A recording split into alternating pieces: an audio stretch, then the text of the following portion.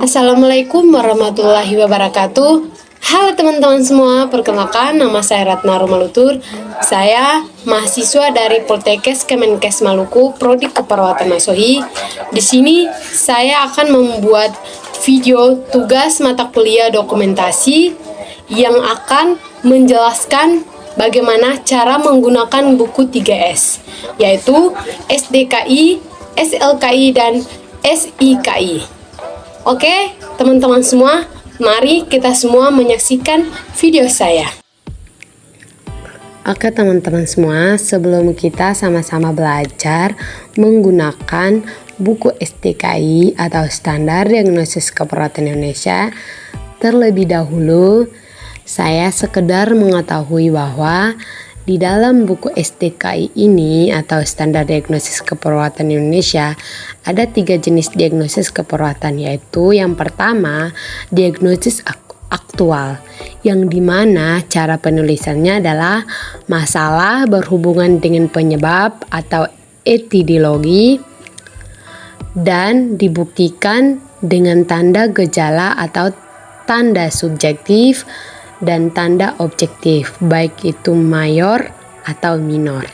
Sedangkan yang kedua, diagnosis risiko. Di sini diagnosis risiko diawali dengan kata-kata risiko, dan cara penulisannya adalah masalah dibuktikan dengan faktor risiko.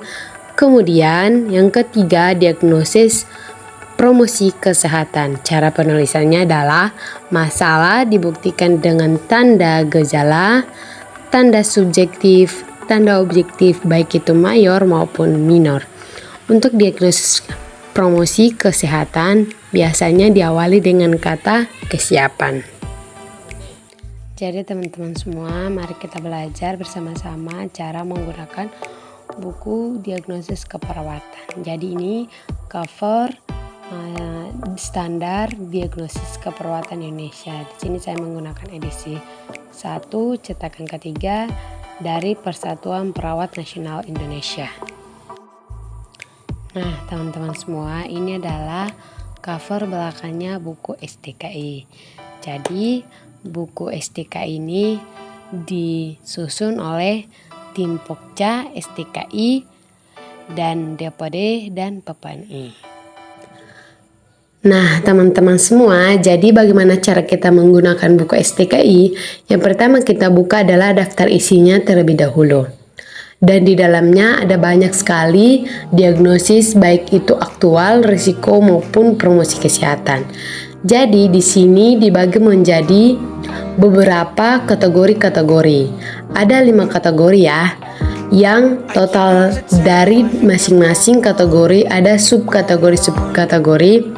Keseluruhan buku SDKI adalah 149 diagnosis. Melihat daftar isinya, di sini saya memilih salah satu diagnosis, yaitu diagnosis ansietas di halaman 180. Baik, jadi kita buka di halaman 180 ya. Nah, kan kita sudah buka di halaman 180. Nah, di sini contoh yang saya ambil itu dari salah satu diagnosis keperawatan aktual, yaitu ansietas. Di sini untuk ansietas merupakan diagnosis aktual, di dalamnya lengkap ada definisi, ada penyebabnya, dan ada gejala, tanda mayor, dan ada tanda minor, baik subjektif maupun objektif. Karena memang dalam penulisan diagnosis aktual itu harus ada masalah penyebab dan tanda gejala mayor dan minor. Jadi masalah berhubungan dengan penyebab dibuktikan dengan tanda gejala mayor dan minor. Nah, jadi teman-teman, tadi kita sudah belajar bagaimana kita mengambil contoh diagnosis aktual. Sekarang kita ambil diagnosis risiko. Jadi di sini saya mengambil diagnosisnya risiko harga diri rendah kronis, di mana cara penulisan diagnosis risiko harga diri rendah kronis atau diagnosis risiko rumusannya adalah Masalah dibuktikan dengan faktor resiko. Makanya di sini hanya ada faktor, definisi, faktor resiko, dan kondisi klinis terkait. Tidak ada penyebab dan tidak ada tanda mayor dan tanda minor. Baik itu subjektif maupun objektif. Nah, teman-teman, sekarang kita coba belajar diagnosis promosi kesehatan. Di sini yang saya ambil diagnosisnya adalah kesiapan peningkatan konsep diri. Nah, di sini pada diagnosis ini hanya ada definisi, gejala, tanda mayor dan tanda minor, serta kondisi terkait. Karena memang dalam penulisan diagnosis promosi kesehatan hanya masalah, kemudian dibuktikan dengan gejala dan tanda mayor dan minor, baik itu subjektif maupun yang objektif. Nah, jadi di dalam SDKI di sini sudah disesuaikan diagnosis aktual lengkap, ada penyebab, ada tanda gejala mayor dan minor, sedangkan diagnosis risiko hanya ada faktor risiko dan diagnosisnya. Kalau untuk promosi kesehatan menyesuaikan, tidak ada penyebab tapi ada tanda dan gejala mayor minor, baik itu subjektif. Nah, teman-teman, sekarang kita coba bersama-sama bagaimana cara kita menggunakan buku SLKI Standar Luaran Keperawatan Indonesia. Jadi ini cover depan buku SLKI. Nah, sebelumnya buku SLKI ini akan sangat bermanfaat untuk kita, sedangkan untuk menyusun rencana tindakan keperawatan, karena di dalam format rencana keperawatan ini ada tujuan dan kriteria hasil.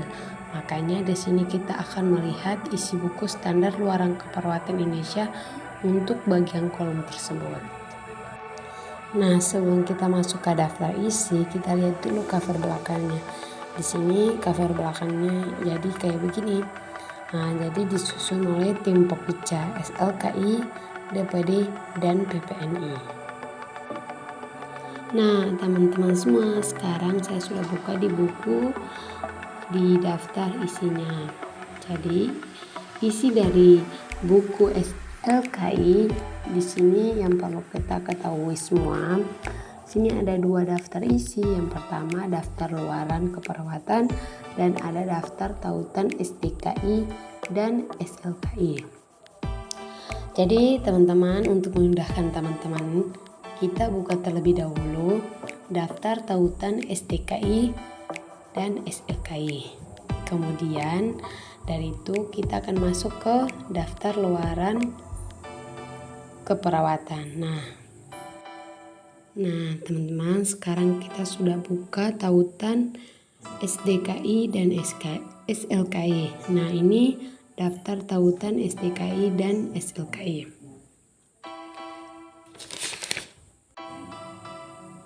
Nah, jadi di sini saya akan memberikan salah satu contoh.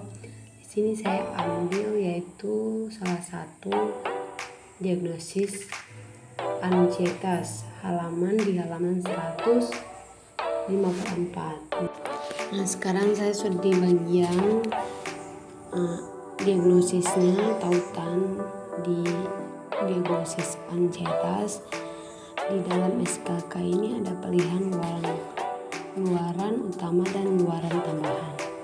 Kita bisa menentukan sesuai dengan kondisi pasien dan kemampuan perawat dalam memberikan intervensi, sehingga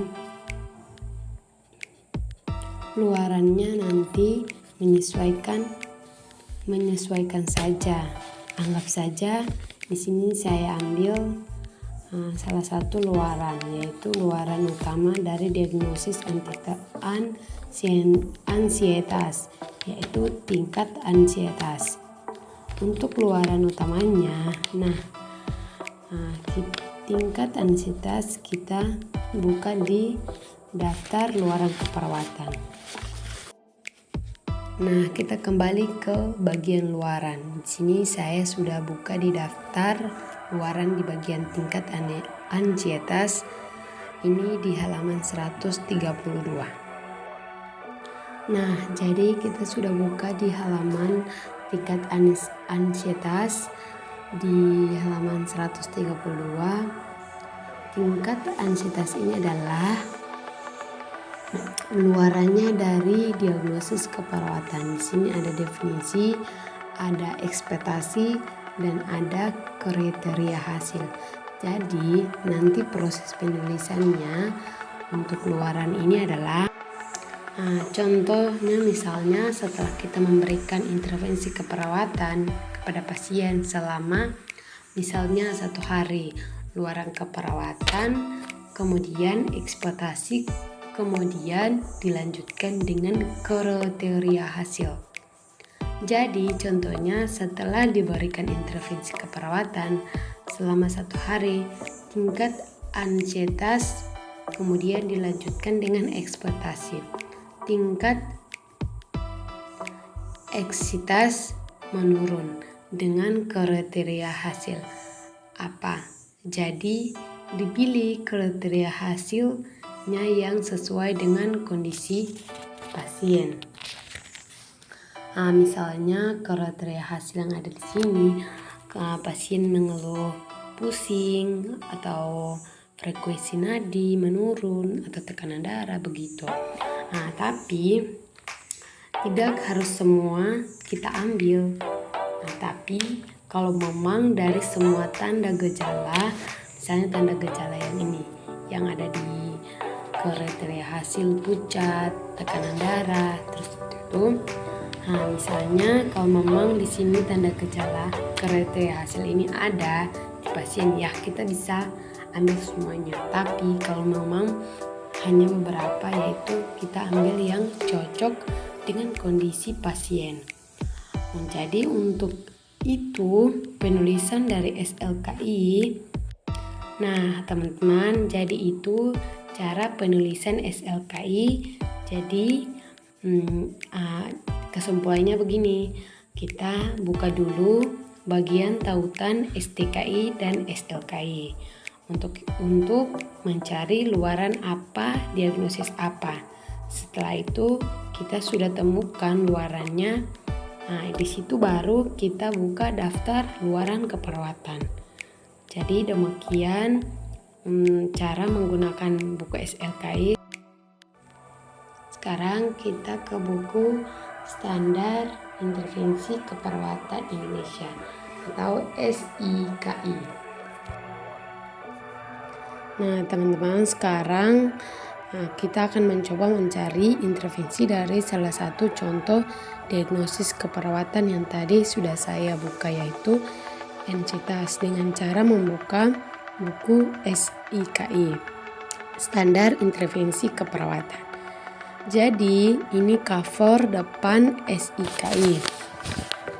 Di sini saya menggunakan edisi ke-1 cetakan kedua dari Persatuan Perawat Nasional Indonesia.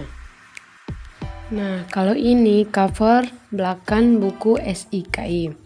Di sini disusun oleh tim Pokja, SIKI, DPP, dan PPNE. Nah, jadi teman-teman sudah melihat cover depan dan belakangnya. Di sini kita mencari intervensinya. Kita awali di daftar isi dulu. Sekarang saya akan membuka daftar isi terlebih dahulu. Nah teman-teman, jadi ini adalah daftar isi dari SIKI. Di situ ada daftar intervensi keperawatan dan daftar tautan STKI, SIKI sebelum bab 1. Nah, cara menggunakan buku ini adalah kita buka terlebih dahulu daftar tautan STKI, SDKI, SIKI. Kemudian setelah kita buka daftar tautannya, baru nanti kita buka ke daftar intervensi keperawatan. Nah, teman-teman sekalian, sekarang kita sudah ada di daftar tautan STKI, SIKI di halaman Romawi 20. Untuk diagnosis yang kita ambil adalah ansietas pada halaman 452. Nah teman-teman, sekarang saya sudah buka di halaman 452 di diagnosis ansietas. Di sini sudah ada di daftar intervensi yang bisa kita gunakan, ada intervensi utama dan ada intervensi pendukung. Kita menggunakan intervensi utama atau intervensi pendukung sesuai dengan kondisi pasien dan kemampuan dari perawat dalam merawat pasien. Contoh, kita ambil saja intervensi utama, yaitu reduksi ansietas dan terapi relaksasi. Nah, setelah kita sudah tahu bahwa intervensi ini adalah reduksi ansietas dan terapi relaksasi, sekarang kita buka ke daftar intervensi keperawatan di halaman depan tadi di daftar isi. Nah, sekarang kita sudah di daftar intervensi dan reduksi ansietas di halaman 387, sedangkan terapi relaksasi di halaman 436. Nah, ini adalah intervensi utama dari ansietas, yaitu reduksi ansietas. Di sini, di dalam reduksi ansietas ada definisi, ada tindakan.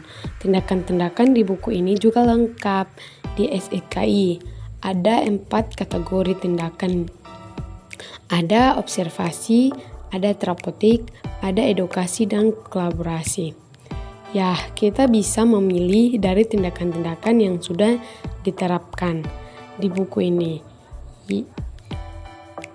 yang kira-kira nanti bisa kita aplikasikan di pasien.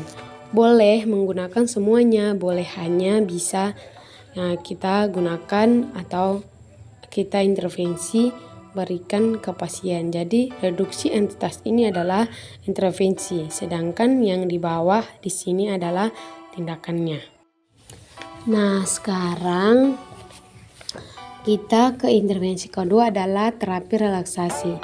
Tindakannya di sini ada observasi, terapeutik, dan edukasi. Jadi tidak ada kolaborasi karena dilakukan mandiri atau tindakan mandiri dari perawat.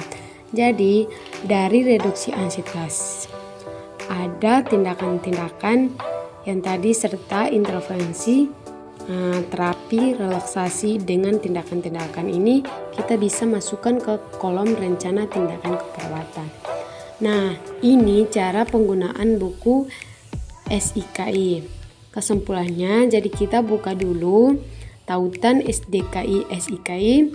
Nah, habis itu kita cari dulu intervensinya apa. Baru kita membuka ke daftar intervensi keperawatannya, baru kita tentukan. Nah teman-teman, itulah tadi hasil videonya. Semoga sama-sama teman-teman bisa menerima video dari saya sebagai pengetahuan tambahan, dan semoga kita sama-sama bisa belajar lagi apa kekurangannya. Dan terima kasih, semoga videonya bermanfaat. Dadah.